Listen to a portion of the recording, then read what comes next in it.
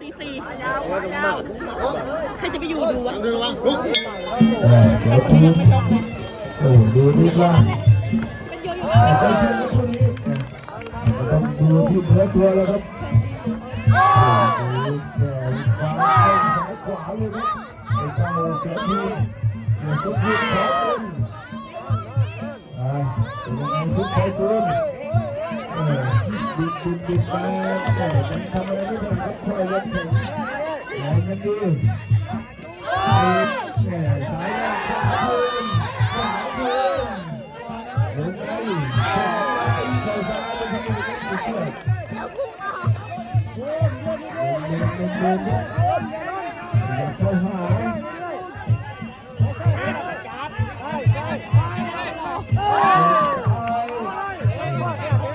ดีป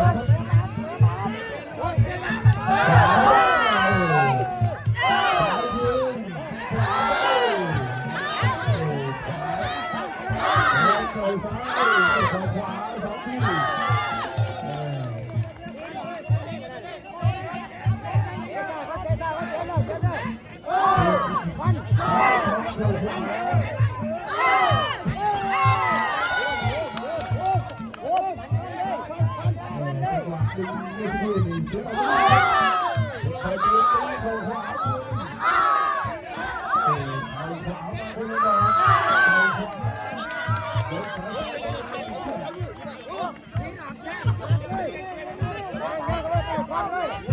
คอยจูน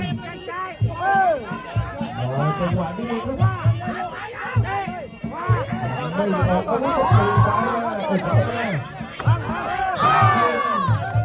โอ้ด้วยซ้ายยืดตัว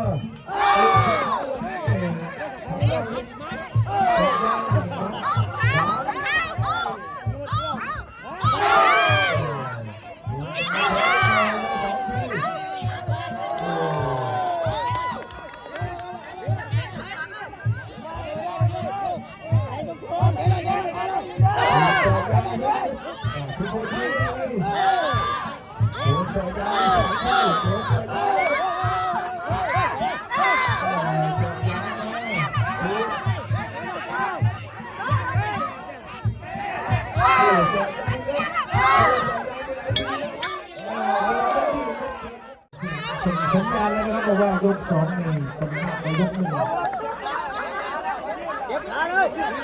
แต่ยังไม่ได้เช็คนะครับบอกว่าขายาวแต่ว่าทางด้านประตูในนี่ยังไม่ได้ออกอาวุธอะไรบ้างนะครับเล่นไม่คือยกที่สองแดงเสียภูมิไม่เป็นยุดเสียภูมิขวามาด้วยซ้ายขึ้นไปขวาได้ครับไอ้เจ้าเสียทันไอ้ขวาขึ้นขึ้นต่อไม้ต่อขึ้นไอ้ขวาเป็นสองมีขวาเป็นสอง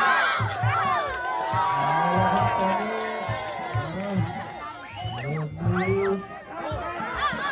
หมอมาสู้ครับทุกคนขึ้น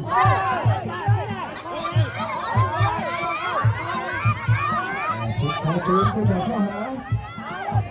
ก็พยายามจะทำแต่เราไม่ถูกหัวใจไม่ได้พยายามเข้าหา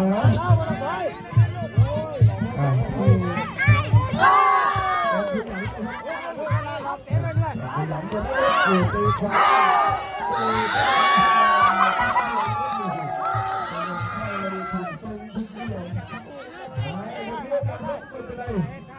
ดูการแก้ตัวเข้าหาต้องไปเอาไปเพียง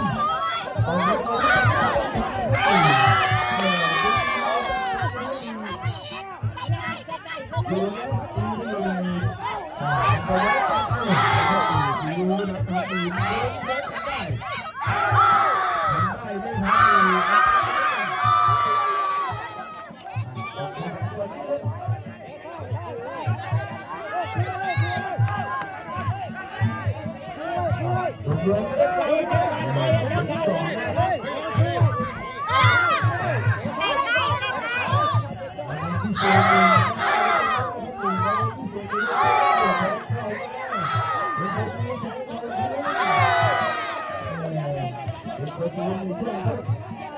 คุณทรงตัวที่แต่ว่าคุณรู้ว่าการอะไรก็เป็นจะมีสายพวกเราจริงเหรอเล่นไหนกันเนี่ย เข้าสู่ยกที่3ตลกเล่นเลยโดนเย็บมันเลิกแล้วไม่เกี่ยวกับเอง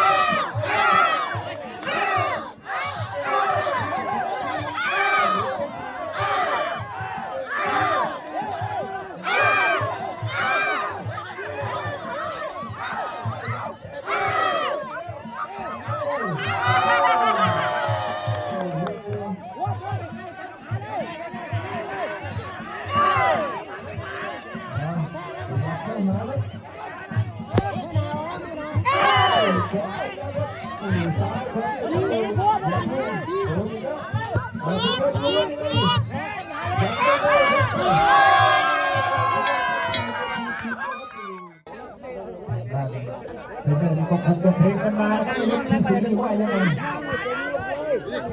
ความเป็นร้อยของนักมวยทั้งคู่สับมือนะครับถึงจะยกที่4ครับของเสือภูยกที่4ดูกันต่อเขาจะรู้การตัดสินใจไปแล้ว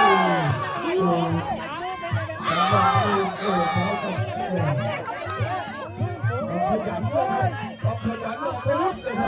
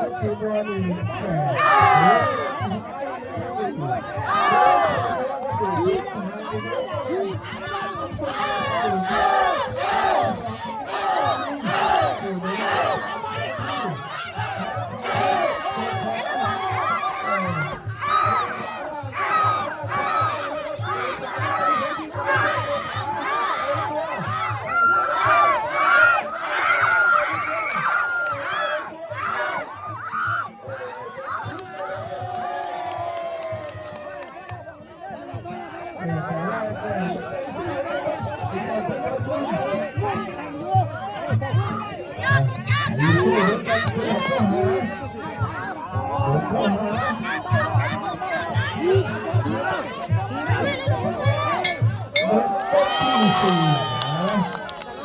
ทคโนโลยีนะครับของทางสุภูมินะครับ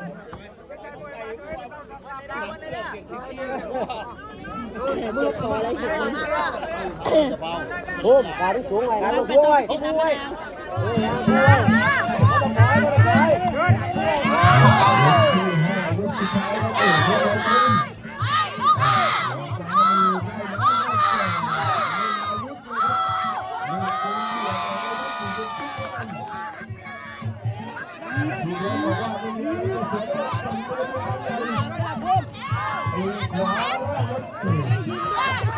ขวาไอ้เด็กไอ้ขวาเด็กขาวขึ้นมาได้ครับนี่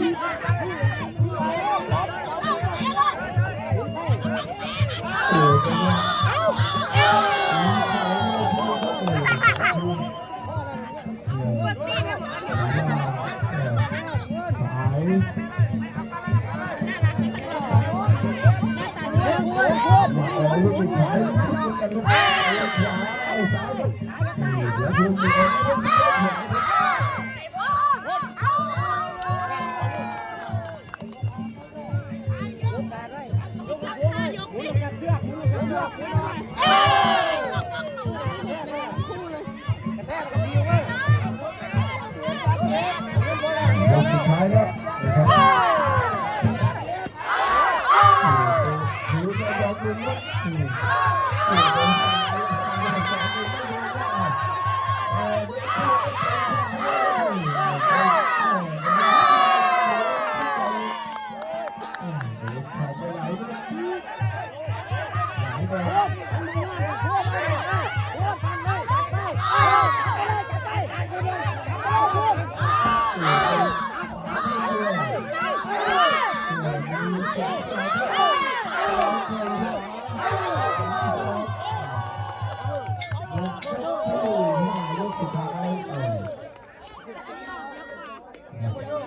ขอคะแนนครับทศพรโสภาพิรุษกุล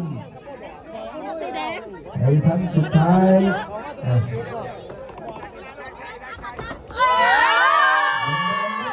เสียทุนเกียรติสมเกียรติครับวันนี้